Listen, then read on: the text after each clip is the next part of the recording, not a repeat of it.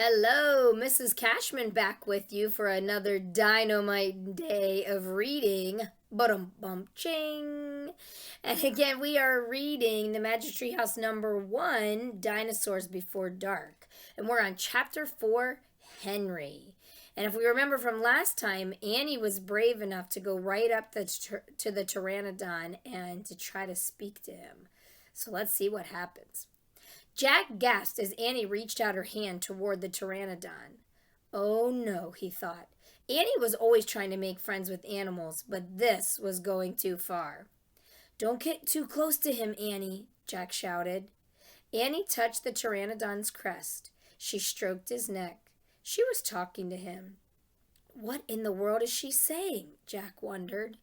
He took a deep breath. Okay, he would go down too. It would be good to examine a pteranodon. He could take notes like a scientist. Jack started down the rope ladder. When he reached the ground, he was only a few feet away from the creature. The pteranodon stared at Jack. His eyes were bright and alert. He's soft, Jack, said Annie. He feels like Henry. Jack snorted. He's no dog, Annie. Feel him, Jack, said Annie. Jack didn't move.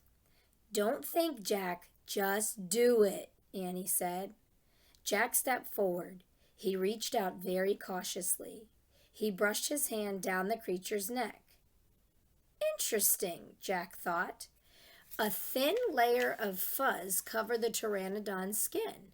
Soft, huh? Said Annie. Jack reached into his back pocket and pulled out a pencil and a notebook. He wrote, Fuzzy Skin. What are you doing? Asked Annie. Taking notes, said Jack. We're probably the first people in the whole world to ever see a real live pteranodon. Jack looked at the pteranodon again. The bony crest on top of his head was longer than Jack's arm.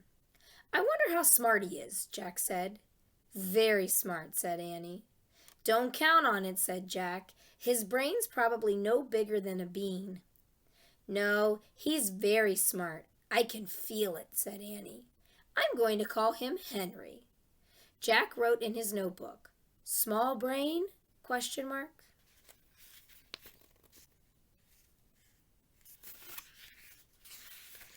Jack looked at the creature again. Maybe he's a mutant, he said. The pteranodon tilted his head. Annie laughed. He's not a mutant, Jack. Well, what's he doing here then? Where is this place? Said Jack. Annie leaned close to the pteranodon. Do you know where we are, Henry? She asked softly. The creature fixed his eyes on Annie. His long jaws were opening and closing like a giant pair of scissors. Are you trying to talk to me, Henry? Asked Annie. Forget it, Annie, Jack wrote in his notebook.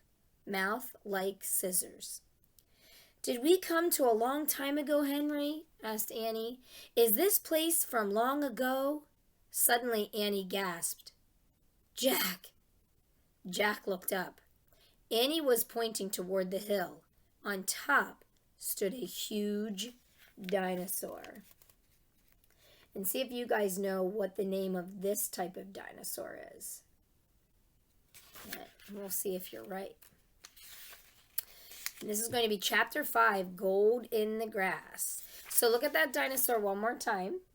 And maybe before I read next time, you can decide what type of dinosaur that is.